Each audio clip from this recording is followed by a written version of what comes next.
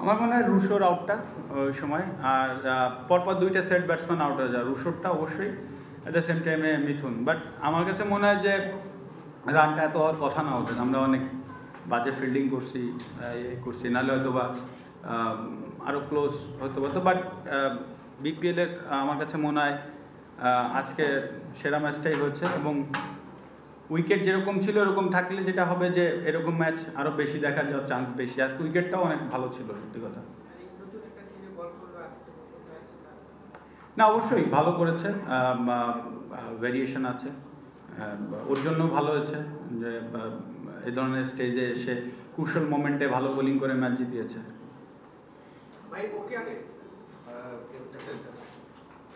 জি, নতুন বোলারটাকে নিয়ে আপনাদের কি চেনা জানা কতটুকু ছিল বা আপনাদের কতটা সারপ্রাইজিং ছিল? না, আমরা তো সব পর্যন্ত ঠিকই ছিল, ওরা তো ভালো হ্যান্ডেল করেছে। লাস্ট মোমেন্টে যে হয়তোবা আমাদের মিস্টেকের কারণে ম্যাচটা হেরেছি, বাট ক্রেডিট অবশ্যই তার, কারণ সে ওই সময় নার্ভটা ধরে রাখতে পেরেছে এবং ডেলিভার করতে পেরেছে।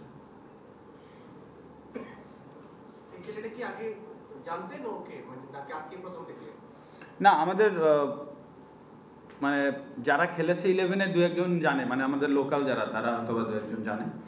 এমনি ফরেনাররা তো না জানারই কথা। আর অনেক মানে যারা খেলেছে অনেকদিন ধরে বিপিএল, ওরা হয়তো বা ওদের অনেক সময় রেকগনাইজ করতে পারে না, বাট আমাদের লোকাল কয়েকজন চিনে। হ্যাঁ, যে জায়গায় আসলে ছিলেন 18 বলে 26 রান বা এরকম, ওই জায়গা থেকে আসলে ম্যাচটা হেরে যাওয়া এটা আসলে কতটুকু ডিসঅ্যাপয়েন্টিং। আর মানে আরেকটা জিনিস হচ্ছে যে এই যে নতুন ছেলেটার কথা বলা, তার বোলিং অ্যাকশনটা নিয়ে দেখলাম যে একটু মানে কেমন জানি মনে হচ্ছে, একটু খালি চোখে মনে হচ্ছে একটু ব্যান্ড হচ্ছে বা এই হচ্ছে, এইটা কি আপনারা খেয়াল?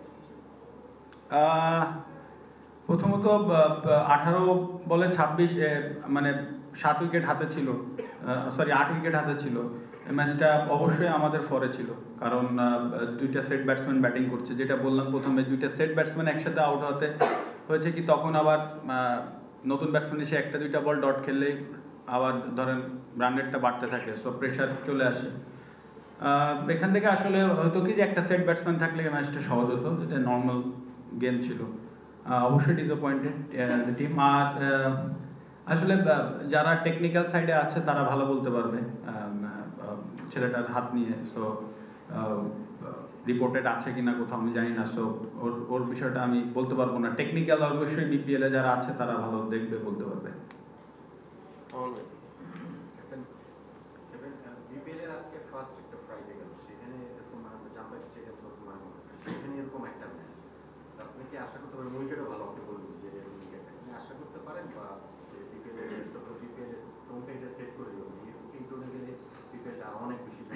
আসলে এই ধরনের টুর্নামেন্টে যেটা হয়, এমনিও হয়তো বা উইকেট ভালো হলে এরকম হবে ম্যাচ, এটা এক্সপেক্ট করাই যায়।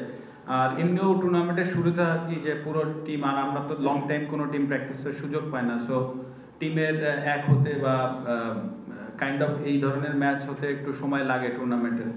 এখনও ভেরি আর্লি অফ টুর্নামেন্টস, আমরা হয়তো বা 4টা ম্যাচ খেলে ফেলেছি, বাট অন্যান্য টিমের জন্য হয়তো ভেরি আর্লি।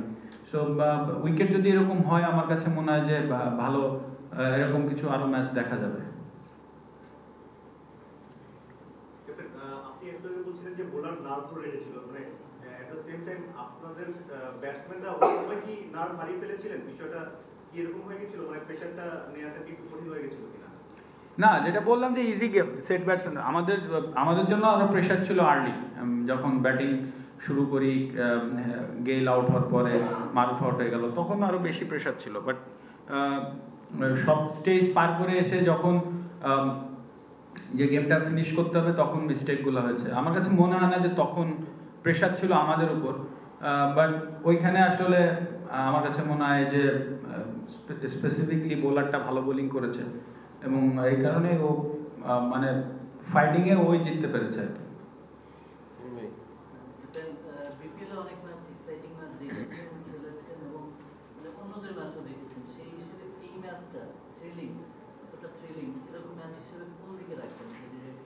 আসলে তো প্রায় 6-6 মতো চলছে বিপিএল, সো খুব কঠিন বলা। আমার কাছে মনে হয় যে আমরা কুমিল্লায় যখন খেলছিলাম, ফাইনালটা ছিল ওরকম ম্যাচ, আমরা যখন জিতেছিলাম ফার্স্ট এডিশন বা সেকেন্ড এডিশন মেবি সিলেটের সাথে ক্রিস গেইল 100 করলো, ওই ম্যাচটাও ভেরি ক্লোজ। এরকম আছে অনেক ম্যাচই। তো আমার খেলা মনে পড়ে দুইটা, আজকেরটা অবশ্যই, এরকম ম্যাচ আরও আছে বাট ইমিডিয়েটলি মনে পড়ছে এই দুইটা, এটা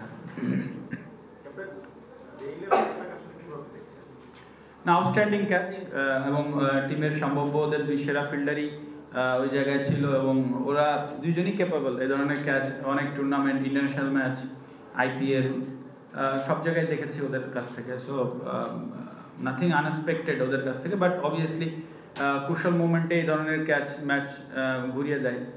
এক্স্যাক্টলি ওরা যা প্ল্যান করেছিল, বেস্ট ফিল্ডার বেস্ট জায়গায় ছিল, এবং ওরা ওরা আপনার ডেলিভারও করেছে, খুব টাইমিংটাও খুব ভালো করেছে ক্যাচের।